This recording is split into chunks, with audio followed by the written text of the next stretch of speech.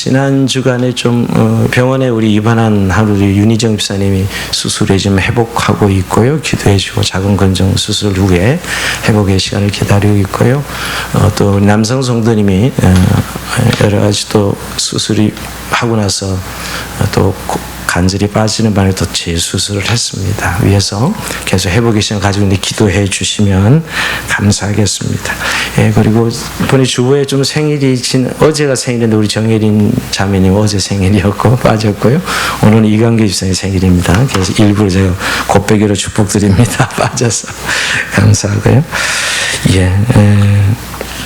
오늘 우리가 이제 은혜 받은 하나님 말씀은 우리가 오늘 마태복음 6장 9절에서 21절 말씀으로 돈 어떻게 쓸 것인가. 굉장히 제목이 좀 누가 그래 거시기하다 이렇게 지난번에 누가 이렇게 지나가면서 들었는데 지난주 제목이 뭐였죠? 돈 어떻게 벌 것인가 이랬거든요. 돈을 쓸 것인가에 대해서 나누고자 합니다. 사실은 좀 설교 제목 올리기에 좀 뭐라 그럴까요? 평소에 늘 하는 설교 그런 제목도 또 그런 내용도 아니지요. 교회에서는 왠지 돈 이야기는 좀 터부시하는 그런 분위기가 있습니다. 아마 이런 것 때문 같아요. 돈이 거룩하지 못하다 이런 편견이죠. 근데 우리가 지난 시간에 이미 배웠습니다. 돈은 중립적이고 돈을 다루는 사람의 문제지요. 사실은 돈 그 자체는 문제가 전혀 없고요. 돈을 다루는 사람에 달려있다는 것을 우리 지난 시간 배웠습니다. 또 하나는 아마 헌금과 연결되었기 때문에 좀 교회에서 이 돈 이야기를 잘 하지 못하는 것 같습니다. 우리 교회는 헌금 설교 잘 안 하는 그런 교회이고요. 제가 기억하기에는 한 2015년도 한 4년 정도 된 거, 5년 정도 된 것 같아요. 한번 헌금 설교 한 기억이 나고 오늘 또 사실은 돈을 어떻게 쓸 것인가 중에 하나님께 드림의 부분이 있어서 오늘 또 헌금에 관한 설교를 하게 됩니다. 제가 미리 말씀을 드린 것은 오해를 안 하시도록 헌금이 요새 부족한가 왜 헌금 설교를 하지? 전혀 그렇지 않다는 거 미리 말씀을 드립니다. 사실 또 예수를 믿지 않는다면 헌금에 대한 부분은 의무가 없습니다. 사실은 예수님 믿지 않는다. 또 그런 거에 대해서 부담 갖지 말고 오늘 설교를 들으셨으면 좋겠습니다. 자, 우리 속담에 흔히 개같이 벌어서 정성같이 쓴다 이런 말이 있죠. 이 말이 직업에 기천이 없으니까 열심히 일해서 돈을 벌어 잘 쓰자는 뜻이라면 얼마든지 동의할 수 있습니다. 그러나 이 속담이 수단과 방법을 가리지 않고 돈만 벌면 된다는 결과주의를 말하는 것이라면 우리는 그리스도인으로서는 동의할 수 없는 속담이죠. 그리스도인들은 결과도 좋아야지만 이전에 동기도 좋아야 되고 과정도 좋아야 됩니다. 그래서 저는 이 속담을 만약 바꿔 말한다면 정성같이 벌어서 정성같이 쓴다 이렇게 고치는 게 좋지 않겠나 생각합니다. 즉 그리스도인답게 벌어서 그리스도인답게 써야 되는 것이죠. 자, 오늘도 여러분 우리가 이 본문 예수님의 돈 이야기입니다. 재물 이야기예요. 오늘 이 마태복음 6장 19에서 21절에 그 내용 오늘 하늘에 보물을 쌓아두라는 것이죠. 이 땅에 보물을 쌓아두지 말라 이렇게 이야기합니다. 여기서 보물은 물론 재물 돈을 말하는 것이고요. 돈을 쓰지 말고 쓰지 않고 쌓아두지 말라는 거예요. 예수님 당시 고대는 은행 제도가 발달하지 못해서 기금성이나 주화를 땅속에 숨겨둔 일이 많았습니다. 우리도 종종 저도 이 책갈피에 돈 집어넣었다가 많이 잊어버려서 찾지 못하고 나중에 이사를 할 때라든가 서재를 옮길 때 행제하는 그런 체험을 몇 번 한 적이 있습니다. 이게 옛날에 은행 제도가 발달하지 않았으니까 땅속에 묻어두는 것이죠. 지금도 뭐 중국 사람들은 집에들이 잘 현금을 묻어둔다고 그런 이야기 듣기도 했습니다. 근데 사실 묻어뒀다가 잊어버려서 영영 찾지 못하는 경우도 있고 녹유스로 쓰지 못하는 경우도 있죠. 흔히 이제 집에 보관해도 주택의 벽이 진흙으로 되어 있어서 도둑이 뚫고 돌아서 정말 훔쳐가는 경우가 종종 있습니다. 이 예수님 말씀이 실제 그 당시 이야기라는 거예요. 그래서 이래저래 돈을 쌓아두는 것은 바람직하지 않다는 것입니다. 오늘 이 성경 말씀은 결국 무엇을 말씀하는 걸까요? 우리가 돈을 어떻게 써야 되는지를 말하고 있는 것입니다. 우선 먼저 전제를 한번 시작하면요, 쌓아두지 말라니까 그럼 저축하지 말라는 것이냐? 우리가 크리스찬은 저축하면 안 되는 것이냐? 전혀 그런 말은 아니죠. 저축이나 보험이나 연금은 사실 우리가 미래를 준비하는 의미에서는 그리스도인들이 꼭 필요한 것이에요. 그것을 부정하는, 제가 이 얘기를 들으면 예전에 우리 좀 어릴 때는 너무 근본주의적인 신앙을 가진 분들은 아예 뭐 저축이나 연금이나 보험도 불신앙이다 뭐 이렇게 얘기하는 분들의 얘기를 들으면서 사실 저는 자라왔습니다. 그러나 우리가 요셉에게 7년 흉년이 있을 것을 하나님께서 말씀하셔 대비하라 그러시죠. 미래를 준비하는 것은 하나님의 지혜지 불신앙이 아니죠. 그러나 하나님을 신뢰하지 못해서 만약에 보험과 연금을 든다면 그건 불신앙이죠. 하나님을 신뢰하지 못해서 그렇다면. 그러나 미래를 준비하는 지혜는 하나님께서 우리에게 주신 지혜라고 생각합니다. 결국은 오늘 이 말씀은 잘 돈을 써야 된다는 이야기예요. 쌓아두지 말고 돈을 잘 써야 된다, 이 말씀이죠. 어떤 사람이 이런 말씀을 했습니다. 나는 부자로 죽고 싶지 않다, 부자로 살고 싶다라고 했습니다. 맞습니다. 부자로 죽는 게 뭘 그렇게 행복한 일이에요? 부자로 사는 것이 중요하시죠. 우리가 정말 부자가 되되, 우리 지난주에 주 안에서 부자 됩시다 그렇게 우리가 결단했는데 2020년도에는 부자로 우리가 살아내야죠. 뭐냐면 그게 진짜 부자죠. 돈이 많은 사람이 부자가 아니라 돈을 잘 쓰는 사람이 부자라는 것이에요. 근데 여러분, 이게 돈을 잘 쓴다는 게 생각처럼 쉽지 않습니다. 사람들이 돈이 없을 때는 내가 돈만 벌어봐라, 내가 정말 보란듯이 잘 쓰지 이렇게 생각합니다. 그러나 막상 수중에 돈이 들어오면 욕심이란 게 있어서 잘 쓴다는 게 정말 어렵습니다. 여러분, 우리가 돈 벌기 참 힘들죠. 근데 돈 쓰는 건 더 힘듭니다. 이게 기독교 정신이에요. 정말 우리가 돈 버는 것도 힘든데 쓰는 거는 더 힘들어요. 즉 잘 쓴다는 게 더 힘들어요. 이게 좀 훈련이 되어 있어야 되는데요, 실제 그렇지 못하는 것입니다.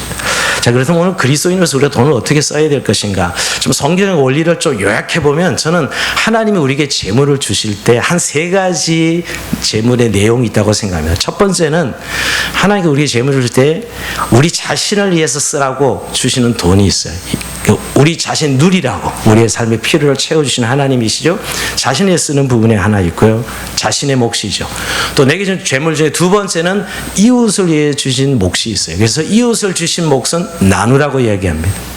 나눔이 있어요. 우리의 주신 목 중에. 또 한 가지 우리의 주신 재물 중에는 하나님 것은 하나님께 드리라는 드림의 내용이 있다는 거예요. 저는 3가지로 하는 거예요. 그러니까 내게 주신 것은 누려야 되고요, 이웃에게 몫은 나누어야 되고, 하나님의 몫은 하나님께 드려야 되는 거예요. 이게 그리스도인들이 재물을 잘 쓰는 방법입니다. 자, 오늘 첫째로 내게 주신 몫은 누립시다. 한번 따라합시다. 내게 주신 몫은 누립시다. 네, 이거 참 중요해요. 하나님께서 우리에게 재물을 우리 자신에게 주셨을 때 누리라고 주신 것인데 잘 누리지 못하는 사람들 참 많습니다. 벌 줄만 알고 모을 줄만 알지 쓸 줄 모르는 것이에요. 신명기 12장 7절에 이런 말씀이 있습니다. 올려줘 보실래요? 너희 하나님 여호와께서 너희 손으로 수고한 일에 복 주심으로 말미암아 너희와 너희 가족이 즐거워할지니라. 하나님 주신 이 재물을 말미암아서 너희와 너희 가족이 즐거워할지니라. 리조이스, 기뻐하고 즐거워 누리라는 거예요. 이게 성경적인 교훈입니다. 또 전도서 6장 2절에도 보면 이런 말씀입니다. 어떤 사람은 그의 영혼이 바라는 모든 손에 부족함이 없어 재물과 부유와 종교를 하나님께 받았으나 하나님께서 그가 그것을 누리도록 허락하지 않으셨으므로 다른 사람이 누리나니 이것이 어때요? 악한 병이로다. 뭐냐면 어떤 사람은 돈을 많이 벌었는데 전혀 자기는 누리지 못한다는 거예요. 예. 써보지도 못하고 가는 거죠. 자기가 열심히 벌어놓기만 하고 쓰는 건 딴 사람이 있어요.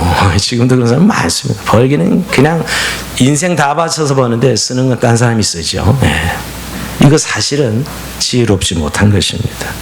돈을 버는 것도 중요하지만 하나님께서 자신에게 돈을 준 것은 누리라고 주신 돈이라는 거예요. 여러분, 우리가 그리스도인이라고 해서 돈을 쓰고 즐기고 누리는 것이 결코 죄가 되거나 나쁜 것이 아닙니다. 우리 좀 근본주의 신앙 가진 분들은 왠지 이런 부분에 내가 나를 위해 쓰는 것은 좀 이렇게 힘들어하는 분들이 있어요. 뭐 어릴 때 너무 좀 가난하게 살거나 또 그런 도덕적인 분위기에서 살면 그게 기독교는 아니거든요. 정말 우리에게 주신 돈은 우리를 위해서 누리라고 주신 돈이라는 것이에요. 대부분 우리 좀 어른 세대들은 열심히 벌어서 쓰지 못하고 그 자녀들에게 유산으로 주려고 하는 이런 우리나라 문화가 있지요. 자, 이것은 별로 기독교적이지 않습니다. 사실 서구인들은 18세가 되면 성인을 취급하고 독립시키는 게 이게 정상이거든요. 근데 우리는 모든 게 자녀와 연결돼 있어요. 부모와 자녀가 끊어지지 못하고 연결되어서 그렇게 열심히 벌어놓고는 자신은 한 푼도 못 쓰고 전부 자녀들에게 넘기려 해요. 근데 자녀들 그 유산, 거저 생긴 돈이니 싸우죠. 저는 몇 건에 살면서 유산 문제로 자녀들이 원수되는 것을 봤습니다. 예수 믿는데도 그렇더라고요. 그래서 참 돈이란 게 참 요물이구나. 어떻게 이 형제들의 의도 이렇게 갈라버릴까 하는 생각을 한 적이 많습니다. 사실 그것은 부모가 사실은 그 재물을 잘 누렸으면 그런 일도 없었을 것인데 하는 생각을 해보게 됩니다. 하나님께서 우리에게 돈을 주시고 우리에게 인생을 누리게 하신 것은 하나님의 분복이라고 이야기해요, 성경. 우리가 누릴 하나님의 분복이다 얘기입니다. 그러니까 돈을 두고도 궁상 떠는 것은 결코 잘하는 것이 아닙니다. 특별히 저는 연세 드신 분들께 돈을 가진 것 잘 쓰시라고 말씀드려요. 자기를 위해서 잘 쓰시라고 말씀드리고 싶어요. 물론 우리가 자녀들의 인생에 있어서 부모가 도움이 되는 것, 그것이 무엇이 나쁘겠습니까? 그러나 자신을 희생하면서까지 자녀들을 생각하는 것은 하나님의 방법은 아닙니다. 자기가 행복해야 자식도 행복한 것이거든요. 부모가. 그런 의미에서 여러분이 누리는 것은 절대 죄도 아니고 나쁜 것도 아니라는 것입니다. 그러나 좀 주의할 사항이 있습니다. 누리되 좀 지혜롭게 누려야 되는 것이요. 분수에 넘치게 사치하거나 세상의 유행을 따라가면 곤란합니다. 주변 사람에게 위화감을 주는, 적어도 그리스도인에서 덕을 세우지 못한 그런 소비, 이런 형태, 뭐 명품을 찾아다닌다거나 어떤 귀족처럼 살아가려고 하는, 마치 그런 소유를 하면 자기 가치가 높아지는 것처럼 착각하는 그런 소비 생활은 성경에서 말하는 게 아닙니다. 뭐냐면 우리는 소유에서 기쁨을 찾는 자들이 아니에요. 우리가 근본적으로 누려야 될 이유가 있다면 하나님은 우리의 존재에서 기쁨을 찾는 것이 성경적이고요. 여러분, 우리가 뭐 명품을 가졌다고 내가 존귀해지는 거예요? 명품 가죽을 가졌다고 해서 내가 존귀해지는 게 아니죠. 우리 예수님 때문에 이미 모두가 존귀해진 자들입니다. 그러니까 명품으로 치장하고 그래야 존귀한 자들이 되는 게 아닙니다. 그래서 사실 이런 의미에서는 우리가 지혜롭게 잘 써야 되는 것을 생각해보게 됩니다. 그러나 근본적으로 우리가 누린다는 게 있어서 성경에서 가장 잘 누리는 게 뭐냐? 성경은 그것을 자족이라고 합니다. 우리가 하나님께 주신 것에 대해서 만족하는 것, 이게 그리스도인들이 누려야 될 최고의 누림이다, 성경이 합니다. 왜냐하면 우리 모두가 사실 재물이 풍성하게 부자로 사는 건 아니거든요.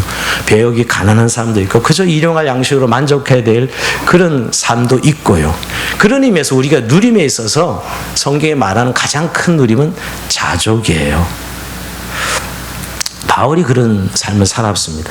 그는 풍부에 처할 줄 알고 궁핍에도 처할 줄 아는 그런 지혜를 가졌습니다. 빌립보서 4장 12절에 보면 나는 비천에 처할 줄도 알고 풍부에 처할 줄도 알아. 모든 일, 곧 배부른가 배고픔과 풍부와 궁핍에도 처할 줄 아는 일체의 비결을 배웠노라. 여러분, 그리스도인이 누리는 이 누림은 이런 정도의 누림이 돼야 되는 거예요. 사실 부가 많아서 뭐 정말 하나님 편에 쓰는 것도 그 만족 중요한 우리 누림이지만, 없는 때에도 없는 것 때문에 힘들어하고 고통스러워하는 게 아니라 그 없는 상황에서도 만족해하는 이런 누림, 이게 그리스도인들이 재물을 쓰는 중요한 지혜라고 성경은 말씀하고 있습니다. 그렇게 보면 저는 누가 제일 부자냐? 자족하는 사람. 성경에서 볼 때 정말 부자는 자족하는 사람이 가장 큰 부자다는 생각을 다시 한번 하게 됩니다. 자, 이제 두 번째, 우리에게 전 재물 중에 또 어떤 몫이냐? 이웃의 몫이 있어요. 자, 이웃의 몫은 나누라고 이야기합니다. 한번 따라합시다. 이웃의 몫은 나누어라. 예, 사실은 이 하늘의 보물을 쌓아두는 두 번째 방법은 이웃을 위해 물질을 나누는 것입니다. 이 부분이 우리가 내게 준 재물 중에 이웃의 몫이 있다는 걸 인정하는 게 중요해요. 내가 벌었으니까 내 거다. 우리 이런 자본주의 생각을 가지고 있는데 성경은 그 몫 중에 이웃의 몫이 있다는 거예요. 누가복음 12장 33절 이 병행 구절인데요. 거기 보면 이런 말씀이에요. 너희 소유를 팔아 구제하여 낡아지지 않은 배낭을 만들라. 이렇게 곧 하늘에 둔 바 다하면 보물이니 거기는 도둑도 가까이 일이 없고 좀도 먹는 일이 없느니라. 너희의 소유를 팔아서 낡아지지 않는 배낭을 만들라 이렇게 하면 즉 이웃을 위해 사용하라는 거예요. 우리의 가진 재물로 말입니다. 여러분 이웃을 구제하는 것은 하늘의 주머니를 채우는 것이라고 성경은 말하고 있습니다. 여러분 히브리서 13장 16절에 이런 말씀이 있습니다. 오직 선을 행함과 서로 나누어주기를 잊지 말라. 하나님이 이 같은 제사를 기뻐하시니라. 이웃을 위하여 베풀고 나누는 것을 제사라고 이야기해요. 성경. 그 정도로 하나님이 이것을 귀하게 보고 있다라는 것이지요. 잠언에 보면 심지어 이렇게까지 표현해요. 약간 하나님은 좀 심할 정도예요. 특히 가난한 자들, 고아, 가부와 객들을 향해서 이렇게 이야기합니다. 가난한 자를 불쌍히 여기는 것은 여호와께 구워주는 것이니 그의 선행을 그에게 갚아주시리라. 아예 가난한 사람을 나누는 것은, 도와주는 것은 하나님께 구워주는 것이다. 내가 반드시 갚아주겠다. 이렇게까지 강조하세요. 여러분 구약의 고아 가부객들을 하나님의 사랑 알죠? 절대 이삭을 주지 못하게 합니다. 아예 법과 제도로 막아버렸어요. 좀 약간 편애하신다.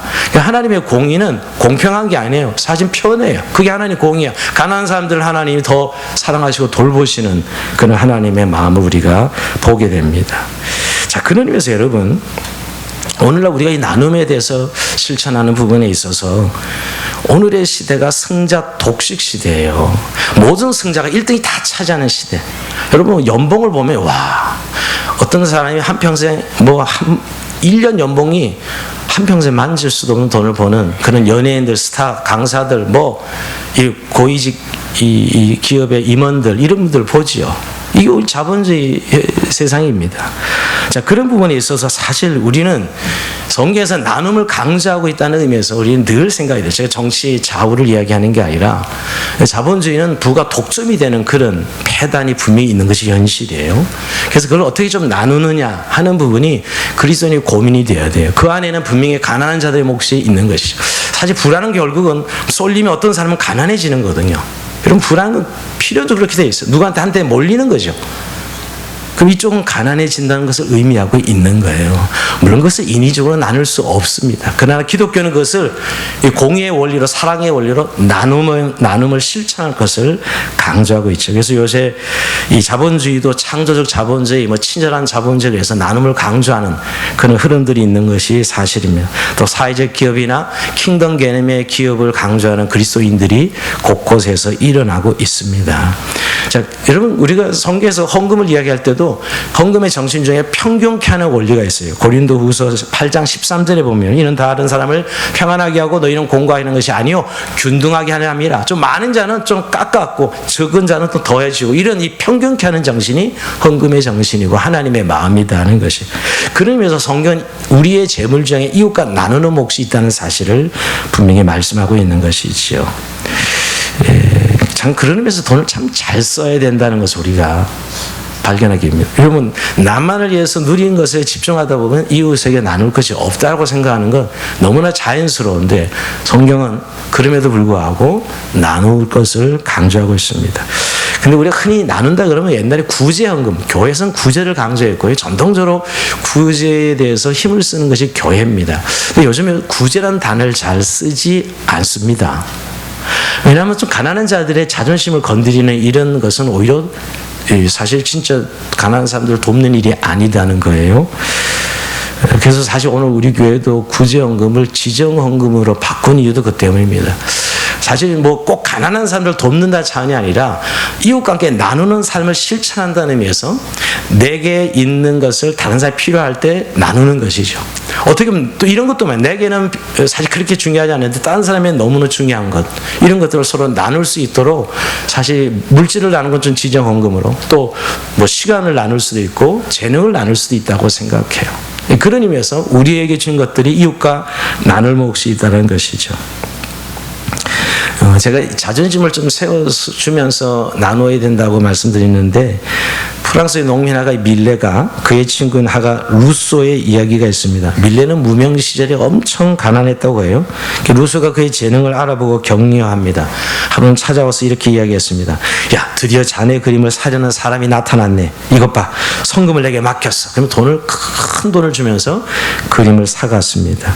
그 덕분에 밀레는 생활이 안정되고 그림에 전념하게 됩니다. 그 나중에는 이제 사람들의 인정을 받고 유명해지죠. 그래서 경제적인 여유도 생겼어요. 그래서 친구 루소 집에 찾아왔는데 왠지 몇 년 전에 이 루소가 어떤 사람이 사간다고 사간 그림이 루소 집에 걸려 있던 것이었어요. 사실은 이 친구의 아름다운 사랑이었죠. 그냥 돈을 주면 안 받고 미안해할 거니까 그의 자존심을 살려주려고 그림을 비싼 가격, 그때는 돈도 나가지도 않는 그림의 값이었는데도 비싸게 사준 것이죠. 참 나누면 이렇게 감동 있고 아름다운 것이에요.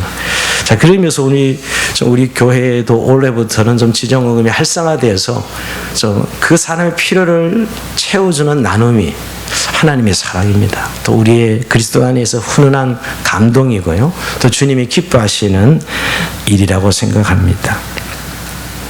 그리고 사실 이렇게 이웃과 나눌 때 우리가 궁해지고 굉장히 가난해질 것 같지만 하나님은 더 풍성하게 채워줄 것을 말씀합니다. 우리가 사실 받는 것도 중요하고요, 주는 것도 중요한데 성경은 어디에 더 강조점을 두고 있냐면 주는 삶에 더 강조점을 두고 있어요. 누가복음 6장 38절 한번 같이 읽어볼까요? 이건 시작. 주라, 그리하면 너에게 줄 것이니 후이되어 누르고 흔들어 넘치도록 하여 너에게 안겨주리라. 너희가 헤아리는 그 헤아림으로 너도 헤아림을 받을 것이니라. 아멘.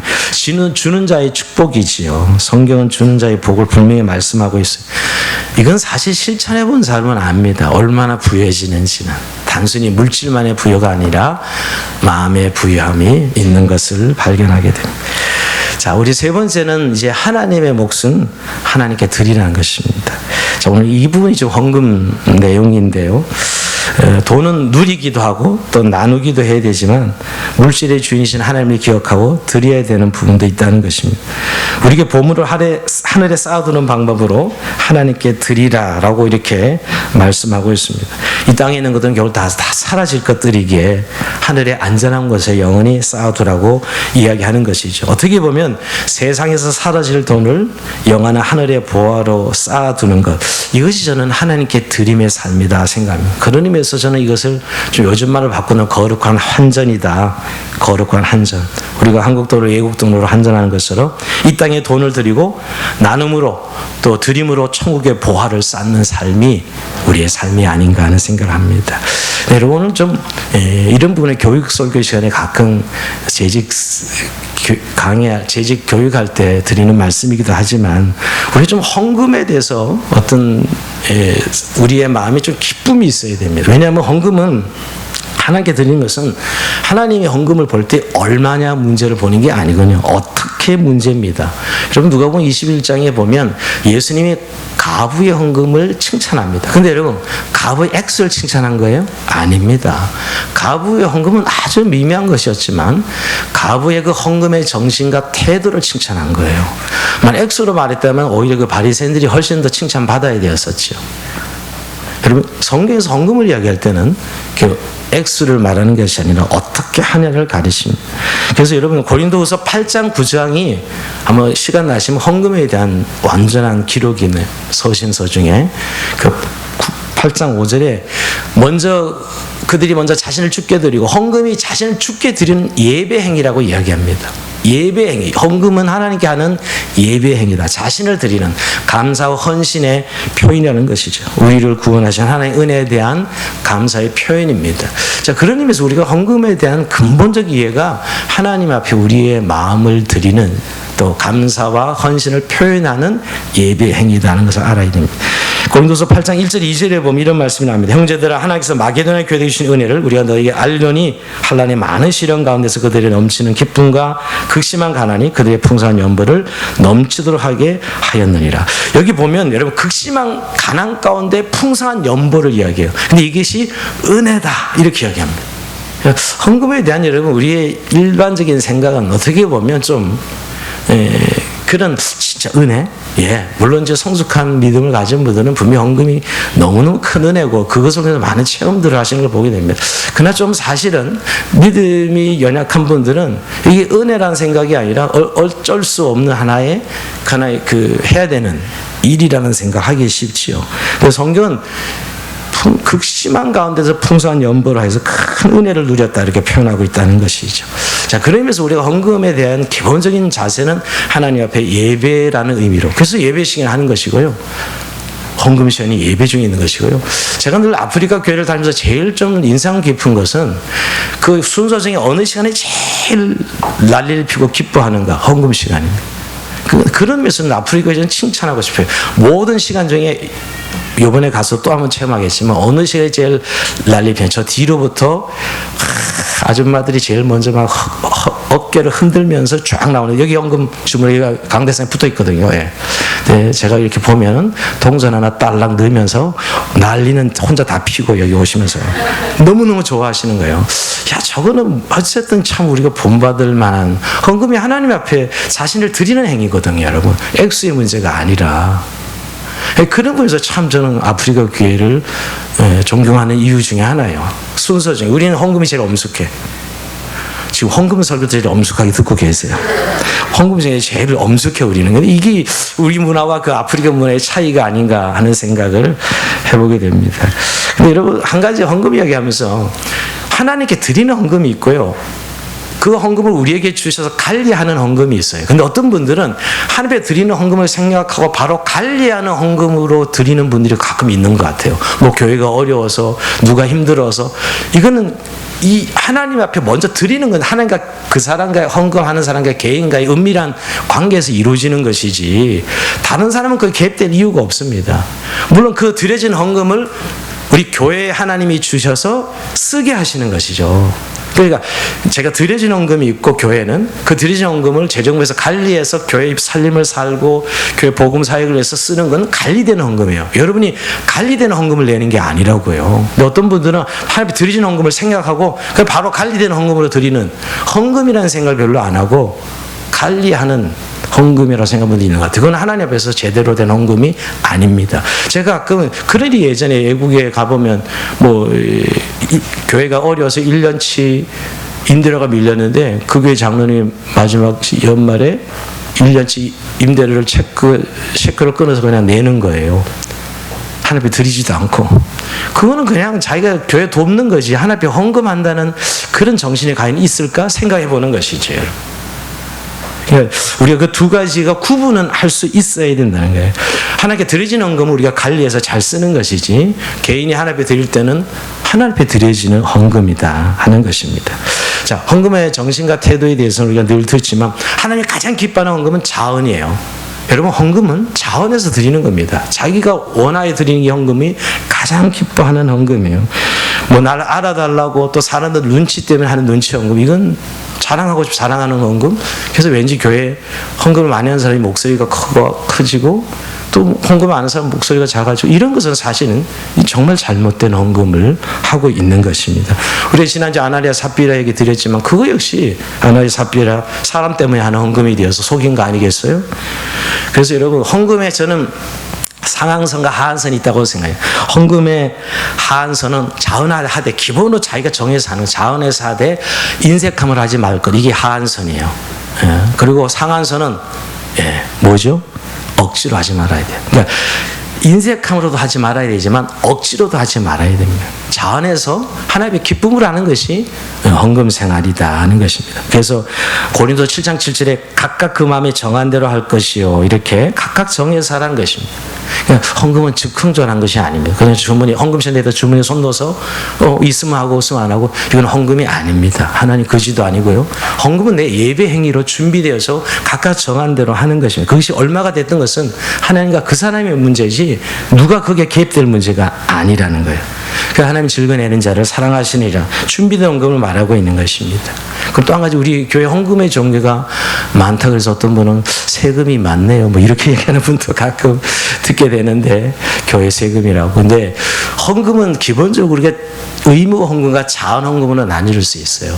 교회 법으로 정하는 의무 헌금은 주일 헌금이 의무 헌금입니다. 우리 주일 예배 드릴 때 빈손으로 나오지 말고 성경은 말씀하고 있어요. 그게 얼마가 됐든 내가 주일날 예배자로 나올 때 드리는 주일 헌금은 의무 헌금이에요. 또 하나 11조 헌금을 교회법으로는 의무 헌금으로 이렇게 정해놨는데, 저는 복음 안에서는 사실 11조 헌금이 교회법으로는 의무 헌금이지만, 이번에 어떤 교회 재판을 걸 때 교인의 자격을 이야기할 때 보니까 세례 교인이 예를 들고 11조 헌금을 하느냐를 보더라고요. 그 사람이 이 교회 재산 분립을 해야 되는데 교인을 나누는 재판 과정에서 그걸 보면서 중요한 것이 교회법에 정해놓은 의무 헌금이기 때문에 그렇죠. 근데 사실은 이 자원은 그 나머지 이렇게 두 가지 주일헌금과 11조 헌금이 의무헌금이고 나머지는 다 자원헌금. 우리가 뭐 건축헌금, 뭐 교육과 헌금, 우리가 지금 하고 있는 선교헌금, 어떤 목적성 때문에 하나님의 사역에 필요한 목적성 때문에 하는 헌금을 우리가 자원헌금이라는 것이지요. 그리고 뭐 이런 의무헌금과 자원헌금은 구분이 분명히 되는 것이에요. 본인이 우선순위를 정할 때 어떻게 정하느냐는 것이지요. 자, 그런 중에 오늘 사실 대부분 어려운 게 11조 헌금입니다. 뭐 어떤 분 요새 인터넷상에서 무엇을 보고 아니 신약시대에 무슨 11조를 해야 되느냐 이런 이야기를 하는 분들도 봤습니다. 예, 어떻게 우리가 11조 헌금을 율법으로 지키는 것이 아니고 신약시대는 복음 안에서 우리에게 준 하나님의 은혜로 지키는 것이죠.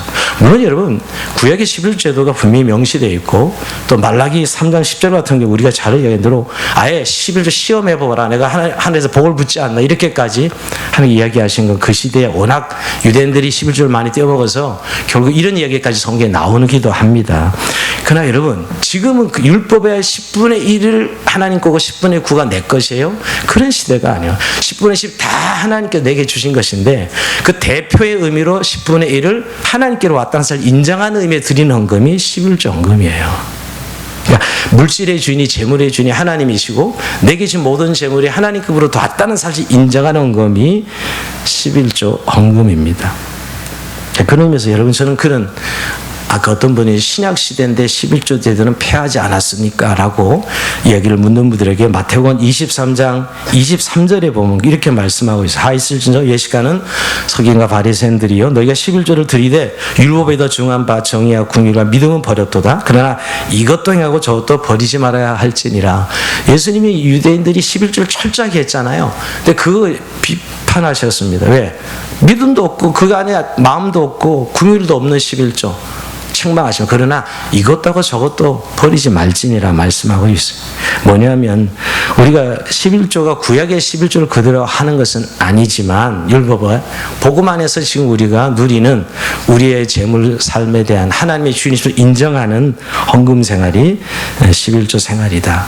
그러나 저는 늘 그런 생각을 해봐요. 목사로서 아주 어렵게 빈곤을 경험하는 저는 11조 생활하기 쉽지 않아요. 그걸 압니다. 주인도 원하지 않으실 거예요. 정말 자기 먹을 것도 없는 사람이 11조를 어떻게 하겠어요? 또 빚을 지는 사람. 그렇죠? 그런 경우에 당연히. 그러나 소득이 있는 곳에 하나님의 재물의 주인 되심을 인정하는 헌금이 11조 헌금이다 생각합니다.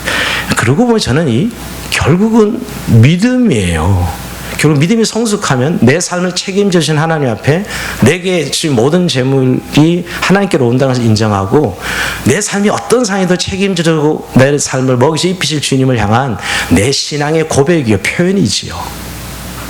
근데 사실은 10분의 10이 정말 하나님께서 내게 주셨다고 인정되는 신앙이면 별 문제가 없어요. 근데 내가 어떻게 해서 벌었는데 결국 그 재물의 주인이 자기 권한에 있다고 생각하면 11조 생활하기 어렵습니다. 그런 의미에서는 11조는 믿음의 헌금이다. 믿음이 있는 사람이 하는 헌금이에요.